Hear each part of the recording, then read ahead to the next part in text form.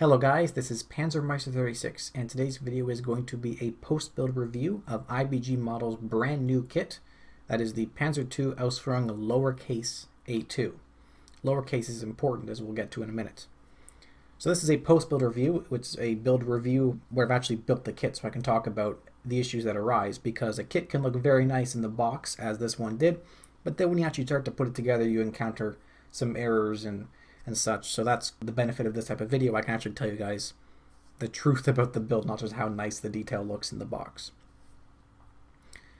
So what is the Ausf lowercase versus uppercase thing about? Well, the lowercase series were prototype vehicles built for the Panzer II. So you've got the Ausf lowercase A1, A2, A3, lowercase b, lowercase c, and they were all prototypes with unique suspension systems and engine cooling designs and a few other changes here and there. And they were all built in limited numbers, about 25 maximum per series. Eventually with the lowercase c, they finalized the design and then they went to the Ausf, which is like a version uppercase A for serial production. And then you got the Ausf A, B, C, D, E, F with uppercase letters, and those are normal production Panzer IIs. So you can identify these prototypes by the engine deck, and they have these unique, very fragile looking suspension systems, and also the A1 and A2 have the early sprocket and a few other changes, but they're basically a Panzer II with a weird engine and a weird suspension system. And I find them to be quite interesting, and I've been waiting a long time to have a kit of this in 1/35 scale plastic. There was a resin kit released some time ago that's probably alright, and there's also small scale ones, I think also released by IBG, but this is the first time we've had it in proper 35th scale. And I'm excited. I would have been more excited if this kit would have been better, because it wasn't terrible. It's a fine kit. I built it in 5 evenings. It just feels a little outdated. There's lots of flash, more than it should be. There's some grease on some sprues. The minimal use of slide molding. The weld detail isn't great in some areas, and there was some really poor engineering of the plates on the superstructure, which is why you can see I've had to fill a bunch of stuff there. So it's not terrible. It was okay to build, and the issues weren't great, but it just didn't feel up to par with modern 2022 and 2023 kits. My last 2 builds were brand new Rye-filled model kits, and they were amazing. This feels like it's 15 years old already.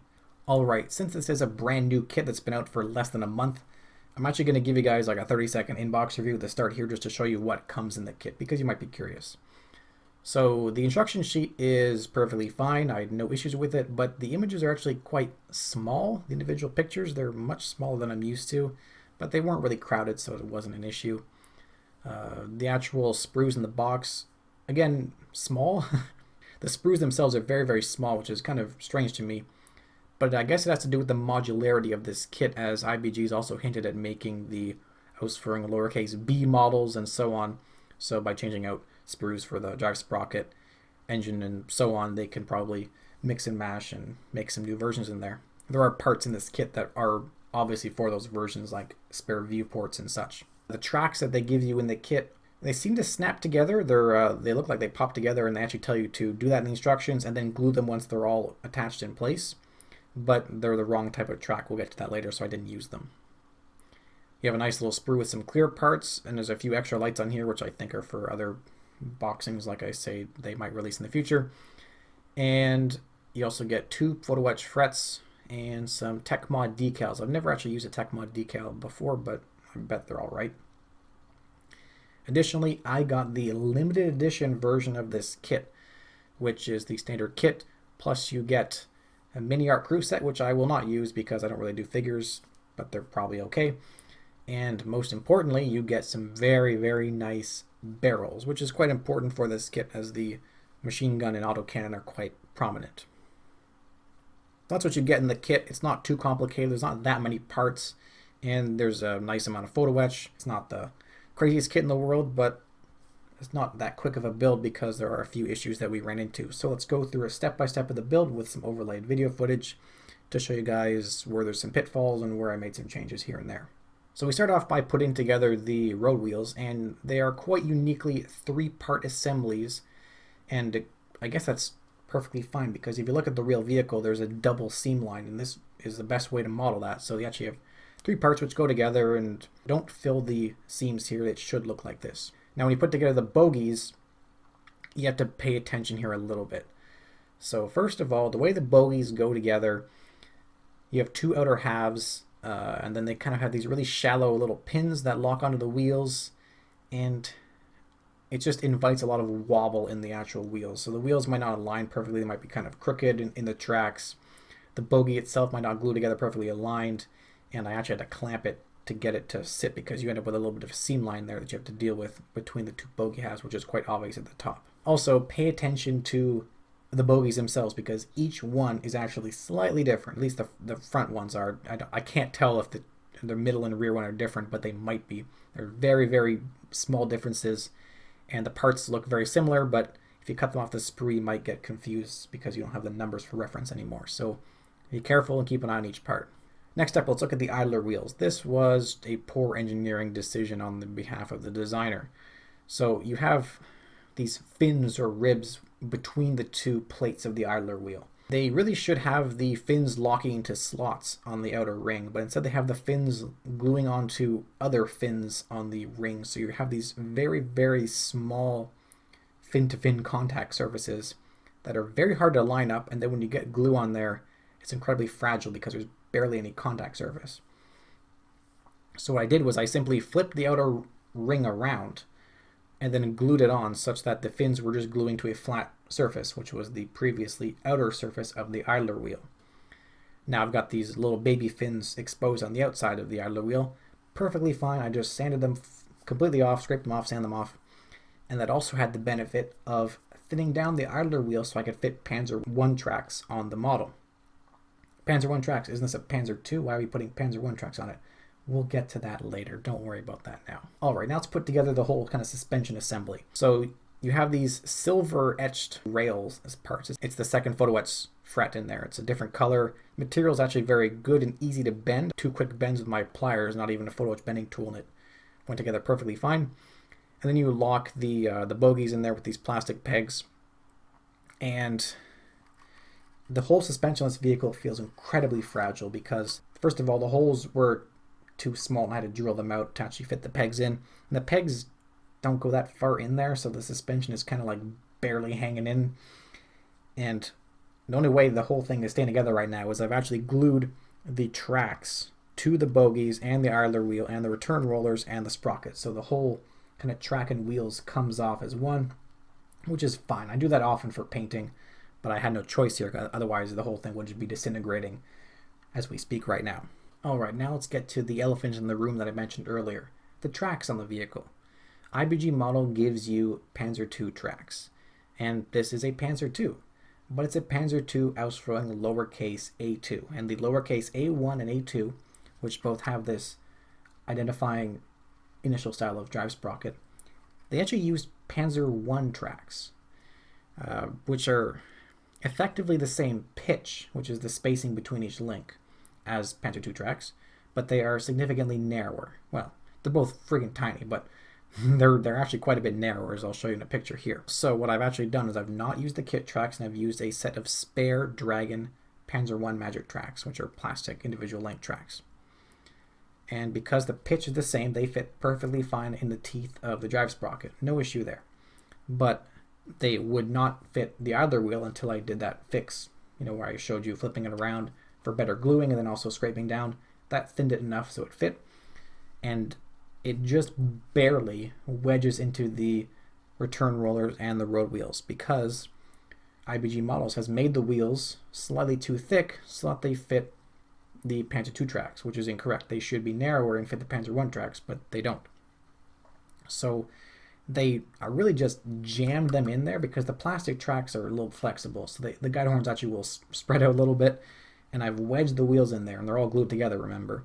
So that's working okay, and it's not going to be an issue. But if you're, let's say, fixing this kit and buying a set of 3D printed T-Rex Panzer I tracks, I don't think that's going to work because I bet the T-Rex tracks will just break when you try to wedge them in there because they're not as ductile as the plastic tracks. So what you probably have to do is sand down the back of the return rollers to thin them a little bit. That's fine. And then when you come to the road wheels here, remember there's three parts. They're like the two outer discs and an inner disc. probably just sand the inner disc a little bit, you know, half a millimeter or something, or make new ones out of styrene sheet, and that'll give you the slightly thinner profile of the wheels, and you can fit the Panzer I tracks. The rear of the hull is no issue. Let's look at that briefly here. Really the only thing to point out is that you have two different options for the reinforcements around the idler mounts on the back there. I don't even understand this. There's very little reference about these vehicles. You've got either a flat plate, which I went with because it looked like the early version, and you've also got these two cones. It's explained in the instructions, but it's a little confusing, so just read it a couple of times and make sure you put on the right parts, otherwise you might get locked into the wrong option. Alright, now let's move on to the superstructure and upper hull. The whole assembly is molded as one big piece with the whole superstructure and fenders together, which is fine. I don't know why though, because this means that they have to make a whole new one for if they want to do the different engine on the Ausf lower B. But whatever, it's a nice part. The detail's okay, especially on the fenders. It's quite nice for the tread pattern. But because IBG is allergic to slide molding, and then the plates that go on the out of the superstructure here are all separate. So you can see the side plates here with all the weld detail, and the viewports are all separate. And whoever designed this did it very poorly. And let's just talk about this for a little bit. I've made a little sketch here. On the bottom here is how you should design this. You can see that I've got a bottom piece and a top piece, and they meet at this butt corner, and then there's a weld, as there would be in real life, if it's a corner welded armor plate, as they are on this vehicle. And you can see how I've kind of sketched it such that the gap between the two plates runs along the top edge of the weld, so that when you have the two parts, you put them together and run some cement along there, you don't notice this big gap because it's just along the edge of the weld. You know, you put a wash on and everything, perfectly fine. The way they did it is here, as I've done with the red, where the gap between the plates isn't along the edge of the weld, it's offset by the thickness of the plate. So you basically have the edge of the weld and then like half a millimeter and this big gap in the flat section of the plate. And you obviously notice that. It looks terrible. And there's basically no way around it other than you have to fill it. So I had to, you can see on the vehicle here, where there's a gray primer, I had to slather putty all along the top because there's a big gap between the plates there. Slather putty all along there, and then sand it flush. Did that, but then when sanding it, you destroy the weld detail, which honestly was very soft on the superstructure. And you also destroy the detail for these lifting hooks, which are these little black things that I've added here. You can see them more obviously over here.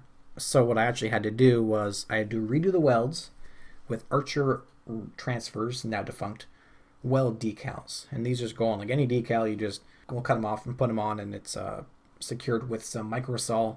And I could have done the welds myself with, you know, putty or whatever. I could have gone full night shift, but if I do that, then those welds look so good that you have to do the whole rest of the vehicle. The Archer welds are like 80% nice. They look good, and they match the good quality of the rest of the welds in the kit, so I don't have to redo the entire thing to make it all look unified. I can just do the Archer decal welds there, and everything looks like the same level of detail. For the lifting hooks, I had to use this T-Rex that I have, and I use specifically these guys here, because like I said, I had to actually sand off the bases to fill those gaps because they're in the way. So I just used these 3D printed parts. For the 4 spots here, there's one behind the turret over here, and there's 1, 2, 3, 4 there. Because they're a little bit smaller than the molded plastic parts, I also did the same thing for the 3 on the back here, because it's quite obvious when they're right next to it that one's a little bigger than the other. Plastic one versus resin, so I just did the resin ones on the back here. On the turret, I left the plastic ones because they're far enough away you don't notice the difference. And while we're talking about the little spot here, this kind of triangular plate that comes up is a slide molded assembly with some okay welds on it. Didn't have to fix them. I had to actually clamp it to the hull to get it to fit because it was sitting a little high. And as you can see on the vehicle now, if it sits a little high, the whole turret is going to kind of interfere with it as it rotates around there, right? You can see the gap. Alright, now let's take a look at the fenders. So on this side, I've actually damaged the fender slightly, so it's a little offset. Don't worry about that too much. You can see we have some nice photo etch brace here. There's a brace along the outside, which you probably can't see, but if I do this, you can see on that side. And there's also little bits of photo etch there, which I don't know what that is. Base for the no-tech light, which is optional depending on if you're doing a really early or a later vehicle. This is all very nice. Everything goes together well, except the rather soft plastic in this kit is also very brittle, which seems like a contradiction, but it just breaks really easily on thin parts. So these little guys right here on both sides, this fender and the other fender, just snapped when I was sanding off the little locating parts. Like it just broke in half. So when you're sanding off little sprue nubs and stuff, so you have to just glue them on in parts. It's fine, but it's just a pain in the butt when small parts break on you, right? And actually for that same reason is why on this side you can see that the antenna does not exist.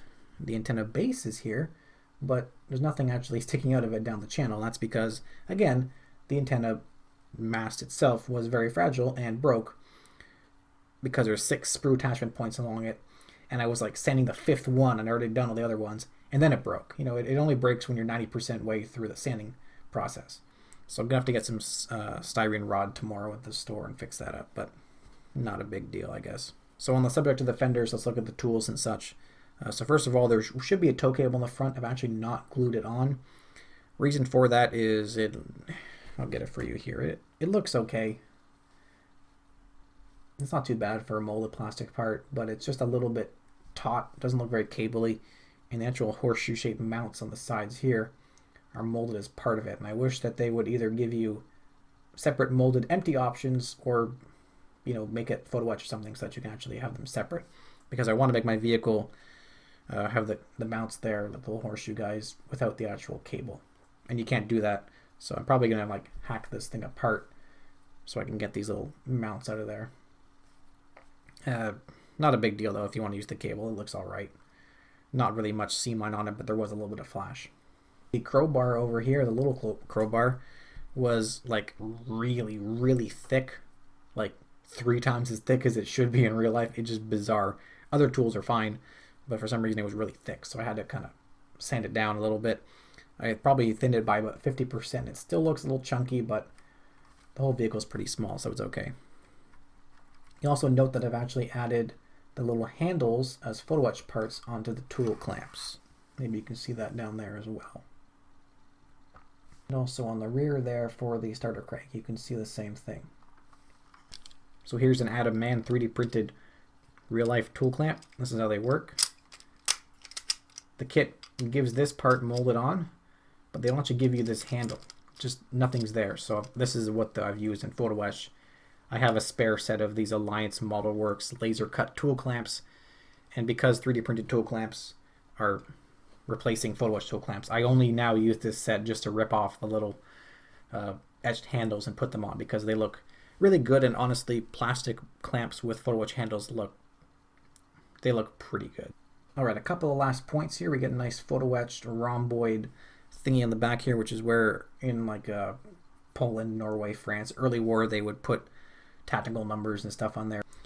And I've also, they give you photo etch chains here, and I have not used them. I've used some HO scale model railroad diesel details chains, specifically this set right here, because they look much better than the two-dimensional photo etch chains, which just look like flat crap. These are actually real chains, and they look good. As you can see, I left 2 of the smoke candle grenades out, and the chains dangling as it would be in real life. On the rear fender areas, they do give you some stowage boxes, but I've actually left those off because I'm doing a vehicle with a unique setup on the rear. So I've just left those parts off, like there's boxes and the jack over there. Kit parts look okay, I'm just leaving them off because I'm going to put other stuff on there. Alright, let's finish off with the turret, and this was much better than the hull. So first of all, the turret is, much like the upper superstructure, side molded as one big assembly, but with much, much nicer welds. It's actually a really, really nice assembly. We have these impressive workable viewport assemblies. The viewports that I left open here, these guys, they do not have a vision slit. But the ones here and here, they have a vision slit. So in real life, they have a piece of armored glass inside there because there's always a gap, so they put armored glass behind it.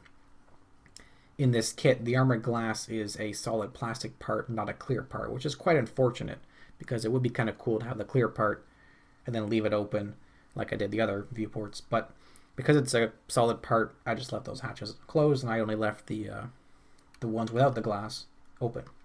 That kind of fixed the issue.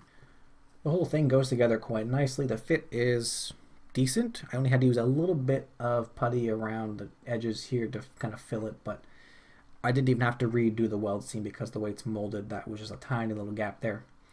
I did have to add the weld seams on the bottom edge here because it was not really molded properly. It was just kind of flat detail there on both sides. Again, that's an Archer transfer weld decal.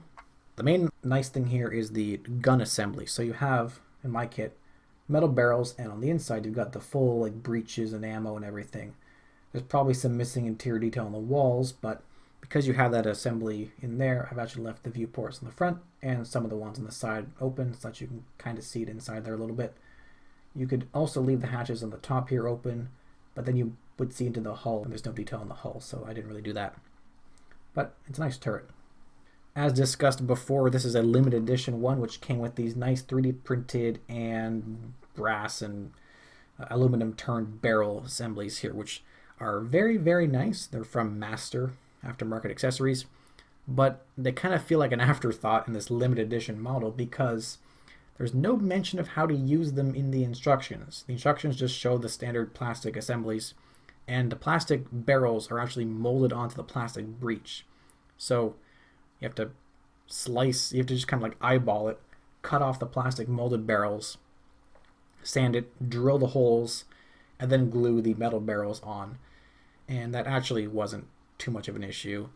You just line up the metal barrel next to the plastic one to see where you have to cut it, and then you can't even really see that because it's all hidden inside the turret anyway. So what you see protruding out here is the nice, very, very beautiful parts, like the you got the aluminum barrel here with a 3D printed muzzle brake, and then the MG34 is a 3D printed cooling sleeve with all the holes in it, really beautiful, and then you've got 2-part machined barrel going in there. It looks really, really nice. Well, I built this thing in 5 evenings. A great little kit if you want a fiddly project. It wasn't demoralizing, let's say. It was kind of fun to solve the issues. The biggest issue, honestly, the tracks, because you have to get aftermarket to fix that. The gaps in the superstructure were also a bit of a pain, and but it's fixable. And it looks really nice built up, and it's a very unique vehicle. So I'm excited to paint and weather this in the coming months. I've got a cool scheme in mind, so that'll be a fun option.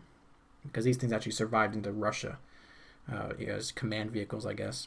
I definitely want to thank Hamilcar Barkus, my German fellow YouTuber, because I got this kit so early by ordering it from a German store that wanted loan shark shipping rates, but instead I shipped it to him, and then he shipped it to me for 1/3 of the price. So big thanks to Hamilcar Barkus, and check out his channel if you don't know it. I'll put a link up in the corner. If you have any questions or comments about this review, please post them on below. Any questions about the kit that I didn't cover, I'll be happy to help. Anyways, I hope you guys enjoyed the video, and thanks for watching. If you want to support my content, you can do so with the Patreon link on screen now. A little bit of money every month there from those guys really helps me out. As always, I will see you guys next time. Until then, goodbye, stay safe, and happy modeling. See ya.